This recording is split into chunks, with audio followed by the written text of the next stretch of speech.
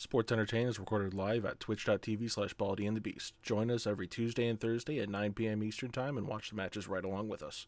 Hey, what's up, everybody? I'm Bront. I'm Willem. And we are Baldy and the Beast. Welcome back to another exciting episode of Sports Entertained. For more than one reason. What are we doing today? Today we are watching Shawn Michaels versus The Undertaker from WrestleMania 25. Ooh. Widely regarded as one of the best Mania matches of all fucking time. Because it's fantastical. It is absolutely amazing. Yep. So this pay-per-view took place in Reliant Stadium in Houston, Texas on April 5th of 2009. Mm-hmm. There were 72,744 fans in attendance. So at No Way Out, JBL and Shawn Michaels had a match where if Shawn lost, JBL would own his name and likeness, which I actually like as a stipulation. That's kind of cool. Yep. But Shawn won, and so then on the February 16th Raw, Shawn challenged JBL to a match where the winner would go on to face The Undertaker at Mania to try to beat the streak.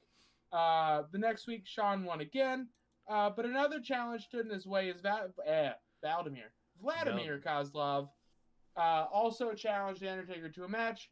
So Vladimir and Shawn had a match again for who is going to fight Taker at Mania. Yeah. So that following week, Kozlov and Shawn won. I should probably mention that. But then after that, the following week, Kozlov and JBL teamed against Shawn and Taker, where Shawn attacked his WrestleMania opponent after, and then after the match, leading to the pair playing mind games at WrestleMania. I can do words. You can do words. Can you also, is it at all possible for you to bring the camera down just a smidge more? Because, like, your chin is on the border. There we go. On the border sounds like a cool way to say you're eating some.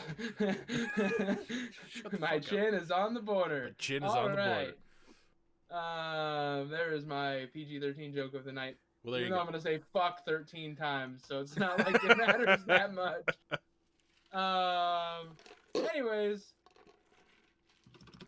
let's go ahead and run down ye old cart. Yeah. I'm excited for this. I remember watching this match live because my confirmation was the day of WrestleMania, and I got my dad to buy me WrestleMania on pay-per-view, which is pretty cool. I did not watch this live because I don't think I watched a Mania live until Mania 37. I think it might have been 37, the first... 33. That's the one that I mean. I would say 37 sounds... Has that even happened yet? 37 is this year's Mania. I think this might have been, if this wasn't the first pay-per-view we ever got, it was like the second. So This was still a big deal for me to get a pay-per-view.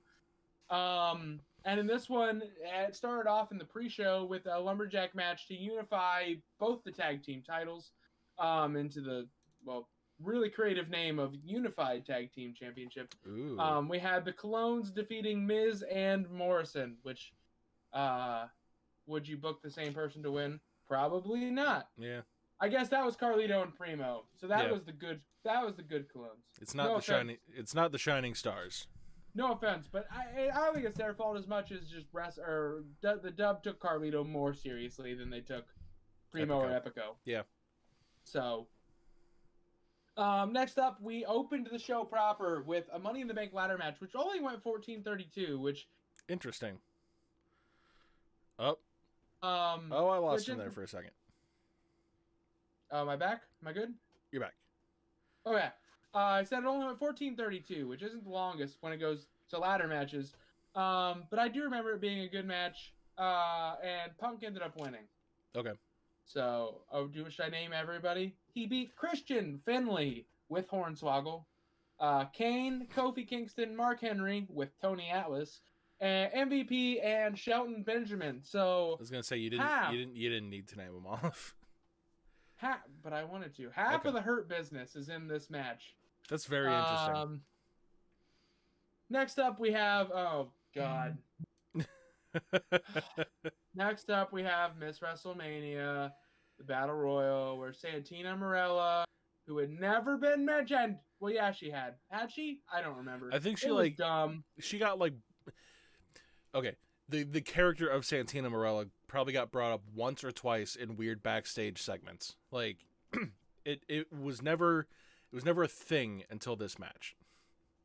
Yeah, the less I say about it, the better. Yeah, it's really Next dumb. up, we have a handicap elimination match where Chris Jericho actually went over a couple of legends. He went over Snuka, Steamboat, and Piper with Ric Flair. Why not just throw Ric Flair in it? Jesus Christ, he only retired like the year before. And I then, guess that, yeah. And then they buried literally everybody because Mickey Rourke decided he was going to beat the shit out of Chris Jericho. Yeah, and they never did anything with it. Nope. Which signifies the dub pretty perfectly. Yeah. Next up, we have Matt Hardy defeating Jeff Hardy in an Extreme Rules match, followed by Rey Mysterio defeating John Bradshaw Layfield for the IC strap. Little side note. If we get a chance to, we need to do the Matt versus. If there's actually like a trilogy there, we need to do the Matt versus Jeff trilogy because I remember it ended in a fantastic I Quit match. And wasn't this the one that started because like Matt set Jeff's explosions to explode him, and like he burned his dog alive or something? Yeah, crazy. Like they took the real life, a real life event of Jeff Hardy's house burning down, and him losing his dog, and they like worked it into this angle. Which you have to hope was their idea. Right. You have to hope. I really hope that was Jeff's idea. Right. But because if not, that's a little fucked up. Right. The only other thing that I remember about it is that the match that followed this was an I Quit match, and I remember it being fucking fantastic. I remember really enjoying that match. I don't know watching that match. I don't know if there was down. I don't know if there was a trilogy involved in this or if it was just 2 matches, but either way. If there's only 2, we can do a duology. Yeah. We can do that like on a Tuesday or something. Two-ology. To the moon.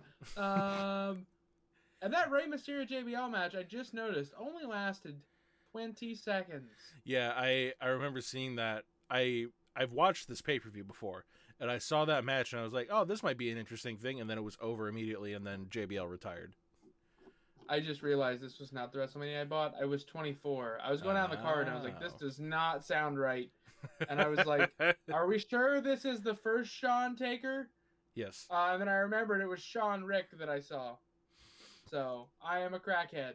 We're not watching one of the first pay-per-views I ever got. Are you a crack addict? I'm a crack addict. With their new hit song, Crack Addict. The best line was that JR or King who said that. No, it was like it was Tony Chimmel who announced the WWE's favorite band playing their new hit single, Crack Addict. I'm a crack addict. Had to be like, what the fuck is going on? Yeah, I know, right? Anyways, so God, I'm saying a lot tonight. Yeah. Which is appropriate because the Undertaker fought Shawn Michaels in a singles match. We don't know the result. This was followed by John Cena defeating the recently defected Paul White Big Show. Mm-hmm. Tall Paul. And Edge in a triple threat match. Tall Paul for the World Heavyweight Champion. Like, I love that we call him Tall Paul. And I hope that ends up being his gimmick. He just comes in the ring weighing in at 500 pounds. Tall Paul! I would shit. That'd be great. I mean, he ain't 500 pounds anymore. Did you see him last night? The dude's lost a lot of weight. It's wrestling. Kayfabe the shit out of it. Yeah. He once weighed in at 500 pounds. And the main event was, there was a little bit of a stipulation on this match. So it was a singles match for the WWE title between Triple H and Randy Orton. But if Trips got counted out or DQ'd, he would lose the title. Ooh. So he won. He still won. Whenever they do that stip, I really want for like them to get counted out or disqualified. I've always wanted that to happen, and I can't remember a time where it ever actually happened. Yeah. Well, I mean, I think going into this match, the big storyline going into it was that like Randy was stalking Triple H or something. Yeah, he broke into like his house. I seem to remember. We were both watching the product at the same time, I can tell. And then Triple H like broke into Randy's house and kissed his wife. Yeah, which I'm sure Steph was totes behind. Yeah, I know. Yeah, I do remember. Now I'm trying to think about what else I remember from about this time. Well, while you're thinking about what's more to remember about this time, we can probably go ahead and start getting into the match because we've talked a little bit. That's the fun of the podcast. Right, but we can do that during the match. Or you can just talk. I don't actually give a shit. No, I'm kidding. Let's go ahead and hit that. Okay. You got it? Well, I was going to have it, and then my whole... It never fails. It never fails. Every time I'm like, let's go ahead and get into the match, and then I click on the flag, and everything reloads. Don't you hate that? That's happened to me a couple times before. And I'm like, stall for time. Do anything. I know. Stall for time. Anyway, I'm not going to go ahead and count the number of flags because this is smack dab in the middle of the freaking card. If you're looking at this on the network, the match starts at 1 hour, 56 minutes, and 10 seconds. Going to go ahead and count that down from 5, 4, 3, 2, 1, click. You get married and divorced and suddenly becomes fucking Kim and the Beast. She gets the podcast. Oh. Shawn went for a moonsault. Taker caught him into a tombstone. Here we got the pin. 1, 2, 3, and that's it. That is 2 tombstones will do it. 2 tombstones put Shawn away. Taker is your winner. The streak is still alive. 17-0. The streak will live for a few more years. It'll live for 4 more years. Or 3 more years. Was it 20-0 or 21-0? I can't remember. Anyway. I think it was WrestleMania 30, wasn't it? Yeah, I just can't remember what the actual stat is. Or was, or whatever. 21-0. Yeah, you're probably, yeah. Anyway. Oh. I lost all of my words there for a second. Coming out of this match, Bront, what are you giving this out of 5? Ooh, a lot. A lot. Like 4 point. Do I want to give it 4.5 or 4.75? I'm gonna go with 4.5. I feel like it's a really good match. A lot of good stuff happened in it. But as it tends to be the case with a lot of these WWE matches, there's not much of a story told. It's just kind of moves into moves into moves. But the big story being told in this match is just neither men are able to put each other away, and they both get more and more upset about it by the end of the match. Took a lot. It took a lot to put both men down. And by the end of and then at certain points in the match, like big moves happen, and just some. It takes a lot to put these men away. And yeah. That's my hot tagline as well. Like, it takes a lot to put them away. It takes a train. That's gonna be mine. There you go. Oh, God. I apparently lost all my words the second that we go back into the part that goes on YouTube. So from here on, we're going to be going into our segment of the show called Rebooked, the segment where, if you are not aware, we rebook this match with new or modern wrestlers with the modern day wrestling landscape to try and see who could do this match just as good, if not better. Bront, do you have anybody that you're going into this match? Because I have my pair. I don't have anybody good, so you can go first. All right, so for my pairing for this match, I'm looking at some guys. I'm looking at Taker. So who's a big guy? Somebody who's big, somebody who's agile, somebody who can do a lot of these moves, somebody who is believable as Undertaker. And my pick to replace Undertaker in this match is Lance Archer. That's a good pick. Was like, fuck, that's my pick? No, you said some things, and it made me decide I'm going to do a shit take pick. Okay. And you got me there, so this is your fault. Keep going. So my replacement for Taker in this match is going to be Lance Archer. So who is a good replacement for Shawn? Somebody, again, we've seen Shawn plenty of times on this show. He's a smaller guy. He does a lot of good stuff, a lot of impactful stuff, a lot of out of nowhere type of shit. Has some flying moves, has some good in-ring wrestling. Who's somebody that can do all that? Johnny Gargano. So my match, coming out of this would be Lance Archer versus Johnny Gargano. I'd pay money to see that. So my first pick is not a shit take. It's who can sell like Shawn, who can do moves like Shawn. Dolph Ziggler is one of the few people that can sell like Shawn. Yeah, that's true. God tier level selling, both of them have, and Dolph might be the best of all time. I can't even. He ragdolls. He doesn't even sell. I don't understand how he does it. He just lets his body go.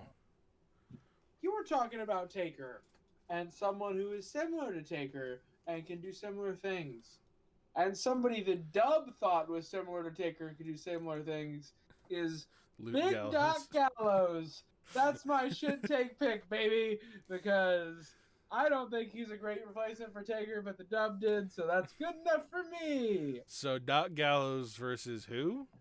Dolph Ziggler. Dolph Ziggler. Oh, that sounds like a not very fun match to watch. I don't know if it's Indy Doc Gallows with like his current gimmick with a Dolph Ziggler that doesn't have a Vince McMahon to answer to, preferably on Talking Shop-A-Mania. I think that could be pretty goddamn good. Yeah, that could be pretty entertaining. I could see that. I could see it. I'll defend my shit take. Oh, man. Anyways, guys, thank you so much for coming out and watching us tonight. We greatly appreciate it. Also, we wanted to bring up 2 of our videos out of fucking nowhere have reached 1,000 views. Thank you so much for that. Yeah. I cannot express how great that makes me feel. How great that is for the channel that we have 6 months into production. We've got 2 videos at 1,000 views. Thank you so much for that. I never ever thought we would have 2 this quickly. Right. I never figured we would have. I never figured we would have 1, let alone 2 at the same time. Yeah, this is awesome. Really, really validating. Thank you so much. If you haven't already, go ahead and check us out in the description down below on the YouTube, the Facebook, the Twitter, all the places that we're at. Give us a like and a subscribe if you haven't already. We greatly, greatly appreciate that. If you don't feel like looking at our ugly ass faces, go ahead and check us out on the audio only podcast over at Anchor or Spotify or any of the places that we're available at. Once again, that is all in the description down below. We will see you this Sunday for our AEW Revolution 2021 watch along stream. We will see you there. Thank you for coming out tonight. Bye-bye. Woo!